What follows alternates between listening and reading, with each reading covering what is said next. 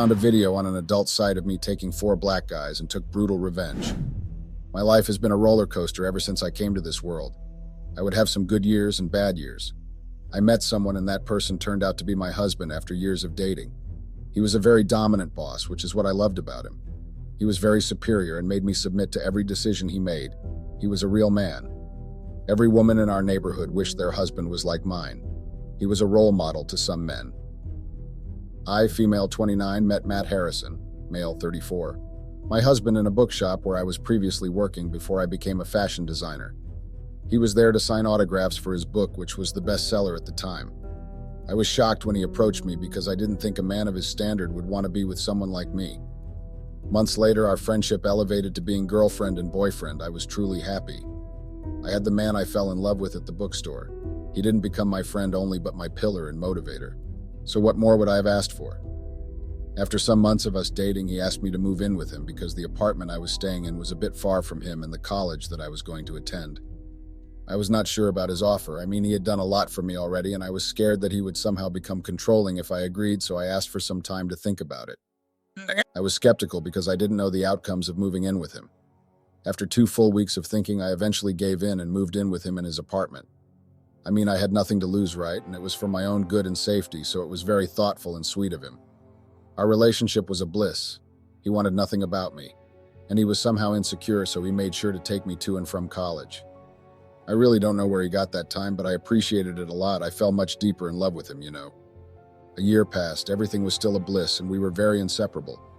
I passed my first year very well, thanks to my man for being the best. My dream was slowly but surely becoming a reality, and I couldn't be happier. My fashion design career had started booming. My husband had introduced me to some of his associates, and that was a great start for me.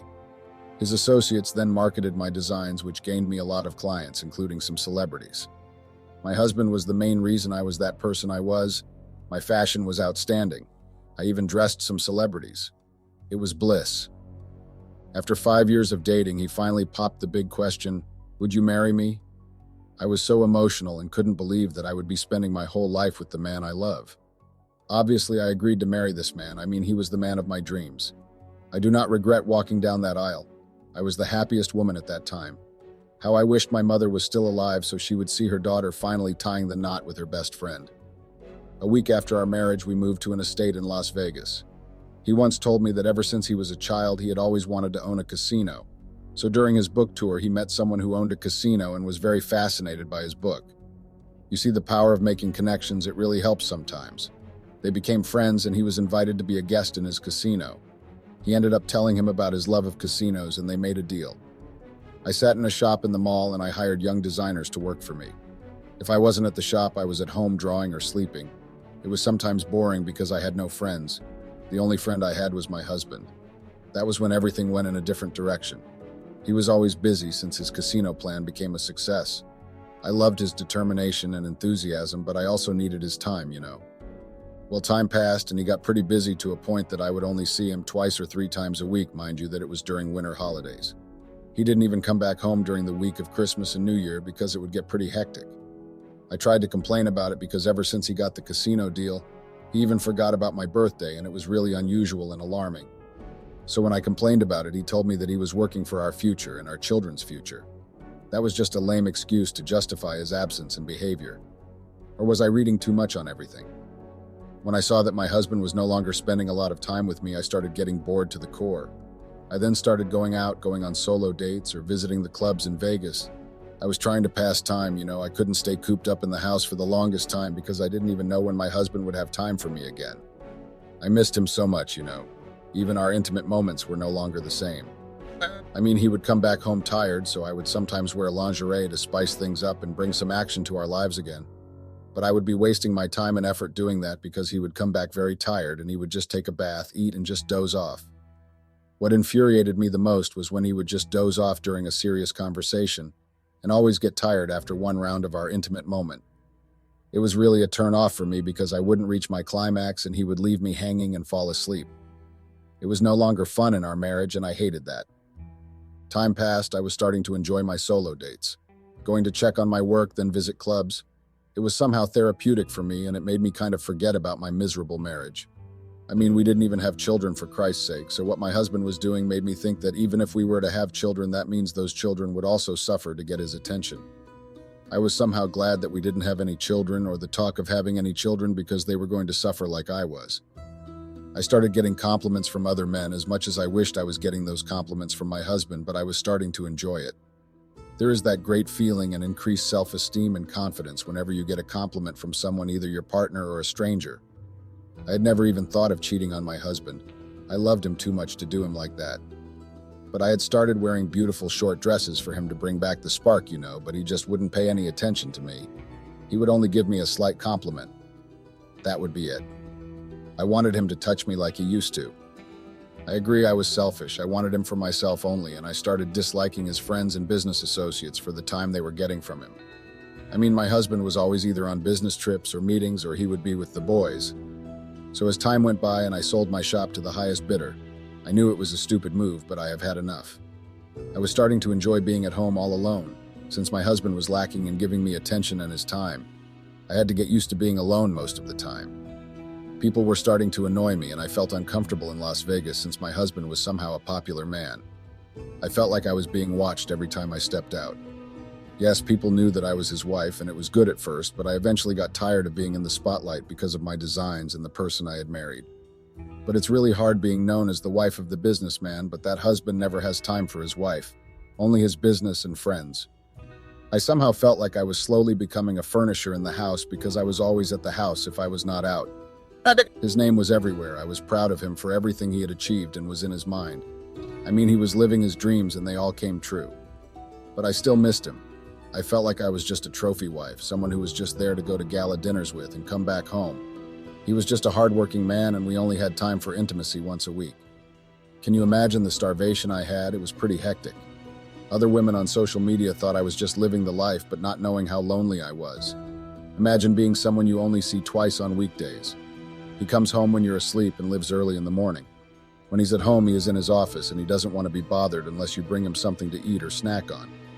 I didn't know what to do anymore because he was not even paying any attention to my concerns. As much as I needed his time and attention, I was really concerned about his health. He was too attached to his work to a point that he would just lock himself in his study or small office room the whole day. I was really worried about him, and the connection that we had was slowly fading. I had been patient for way too long. I mean, even the heart that loves also gets tired, right? And love alone was not enough if there was no connection and affection. We were more life room or housemates because we were staying in the same house, sleeping on the same bed, but the connection was no longer there. I had known there and then that I had really lost my husband, not to any lady or whatever, but I lost him to his work. Time passed, he started going on his business trips for months, leaving me in the house. What did he think I was getting attention from? So I went out more often. Well, more like going to clubs more often. The way I was so stressed, I almost got myself drinking anxiety pills because of the way my husband was acting. It was stressing me out. So one night I had decided to go to the club just to unwind, I drank carelessly to a point that I didn't even know my name. So I hooked up with some guys that I had met at the club, and we actually made out in one of the restrooms, not thinking and knowing that one of the guys was actually taking a video of us making out. Such perverts. One thing I loved about myself was that I would always remember everything that I had done when I was intoxicated, but that night even God was my witness. I was way out of it, and I didn't remember anything that had gone down. When I woke up in the morning, I checked my social media just to pass time because I was waiting for my husband to come. I came across a very disturbing video of me and the strangers from the club making out. It was really embarrassing. Well, he had sent a link to XX videos, adult videos, but there was also a short clip of it. Even though my face was not showing, someone who knew me very well would know that I was the one on the video making out with those strangers. I was so angry, disappointed, and I don't even know how I can put this, but I was in a mix of emotions. I was scared that my husband or our families would see the video since it was trending, and I didn't even want to think what would happen if they were to find out. I tried getting the person who leaked the video, but unfortunately they had posted it with a fake account, imagine. I was very much nervous. I wished the earth would just swallow me, or I would just disappear and reappear after the whole thing had blown off and I knew that my husband or any of our family members didn't see it. I regretted everything, even going to that club. I regretted every minute of it, even though going to the club helped me not to overthink about my husband's absence and how tense things had gotten between. It was really a good distraction, just that I was very much careless. Weeks passed, my husband had not said anything regarding the video, meaning he hadn't seen it. Not really knowing that the big jackal had actually seen the video, but he was acting dumb and he was waiting for the time to drop the huge bomb. During those weeks, I had been looking for the guy from the club and texting the person who had owned the original post of the video, but he was not responding. I don't even know how many texts I had left him to try and reason with him to take down that video, but I got no response. It was really frustrating and annoying. My husband once asked me if I was still happy in our marriage. Stupid me, instead of being honest, I lied and told him that I was still happy. I know it was a pretty dumb move that I had done, and I regretted not being honest in the first place because honesty and communication is the key to successful marriage and relationships, right? But I chose to be a liar and a fool out of my husband, not knowing that he actually had a video and he knew the truth. It was just that he wanted me to come clean and confess everything to him, but I failed. About a week later, my husband had been home a lot lately, and it really surprised me because I even forgot when was the last time I had seen him around the house. The worst part was not being locked up in his office working. As much as it was supposed to make me happy, but I was not, especially for the sudden change of heart. He would still tell me that he loved me, but I didn't, and I couldn't believe it anymore. I mean, there were a lot of loopholes in his act, and it was really alarming. One would think we were so much in love and would look like the perfect couple ever. But I knew my husband and he was hiding something from me, and I had to try and find out what he was really hiding. A month later, I still remember the day very well. It was during Thanksgiving, so during Thanksgiving, we would host our family to celebrate with us.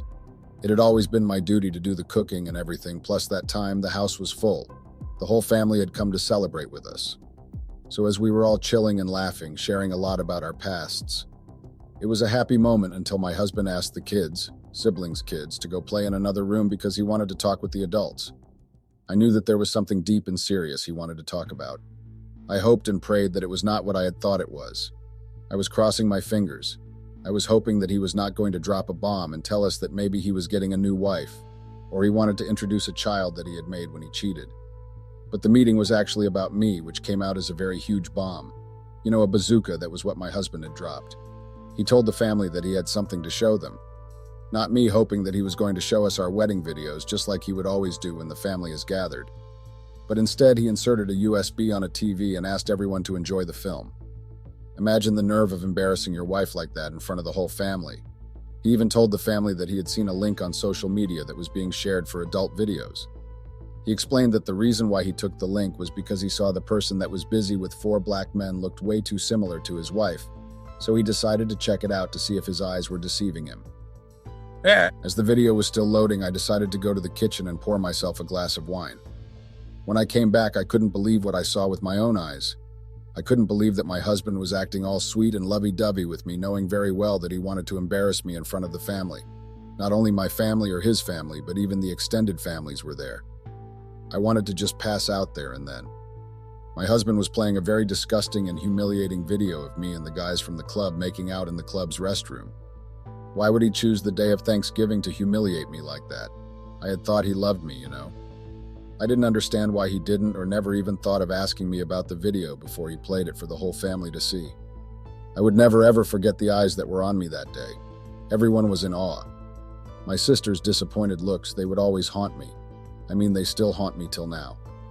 What Matt did was really a very low blow and too childish. He was supposed to talk to me first or confront me before doing what he did. Did he not love me anymore to humiliate me like that? My father was really disappointed at me. I was also disappointed at myself. I won't lie. I allowed the moment of weakness to control me, and it destroyed my whole 5 years of marriage. Imagine a 5-year marriage getting destroyed by only one night, not even one night, but an hour of weakness. To think that my sister's child, who was 10 years old, was actually looking up to me as her role model. Now that I had made the worst and biggest mistake of my life, I didn't know how she was going to look at me anymore. Yes, the kids were not in the room when the video was played, but you will never know with kids. They are very sneaky.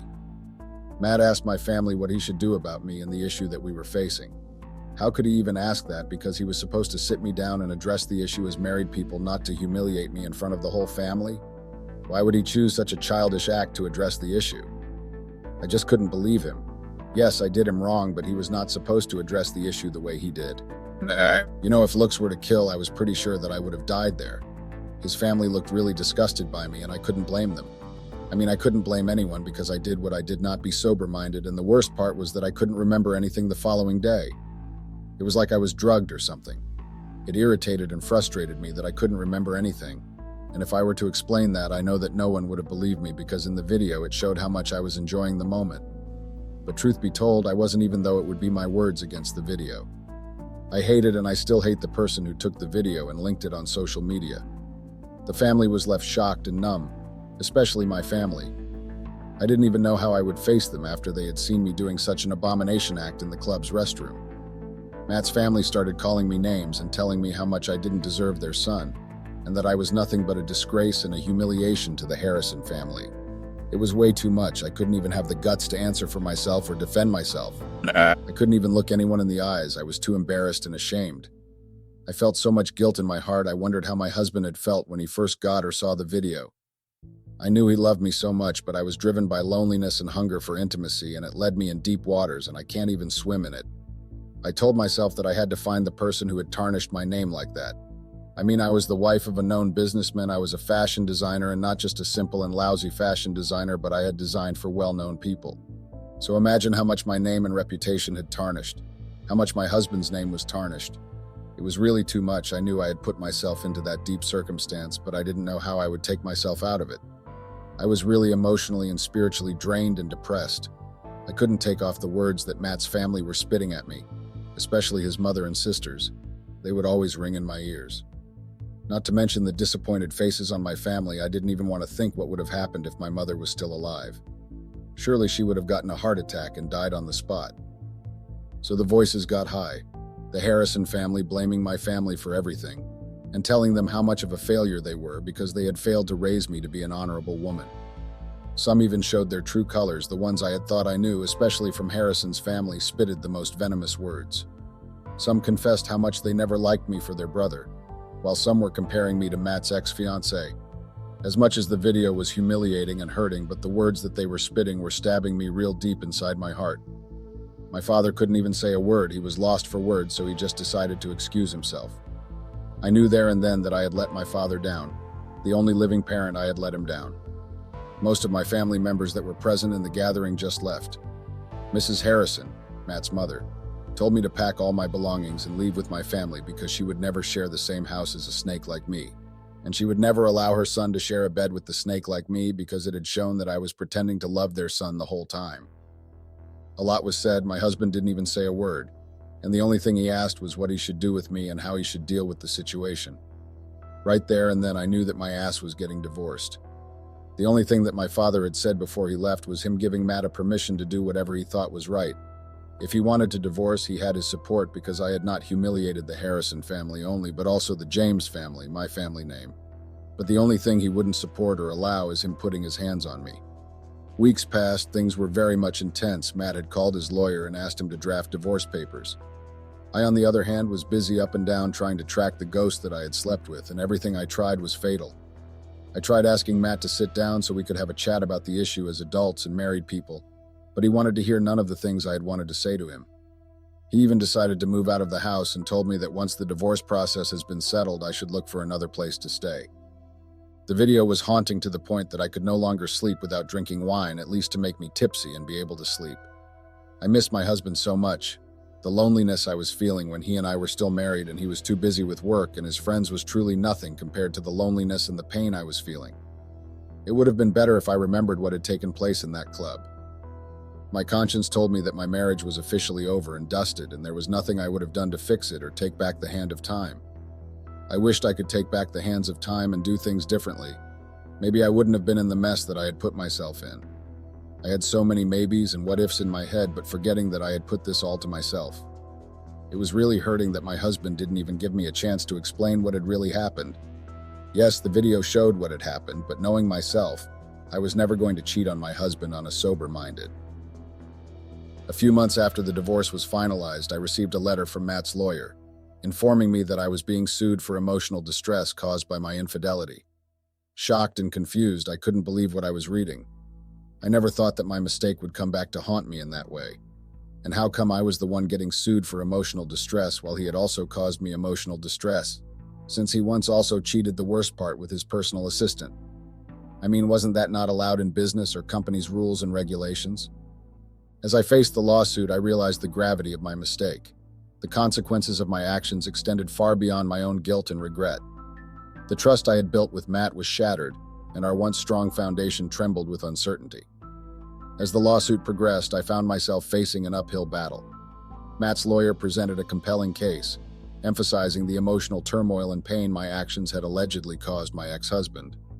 My lawyer advised me to settle the case, fearing that the odds were not in their favor. I didn't reveal that I had also cheated, which was why my lawyer had advised me to settle the case. I didn't have any energy and power to fight Matt because he would always find a way to win the battle. I mean, the guy was a businessman, meaning he was well connected. So if he wanted to destroy me, he would have without trying so hard. Feeling cornered and desperate to put the chapter behind me because it was like we were playing tug of war and I was told to give up, so I reluctantly agreed to a settlement.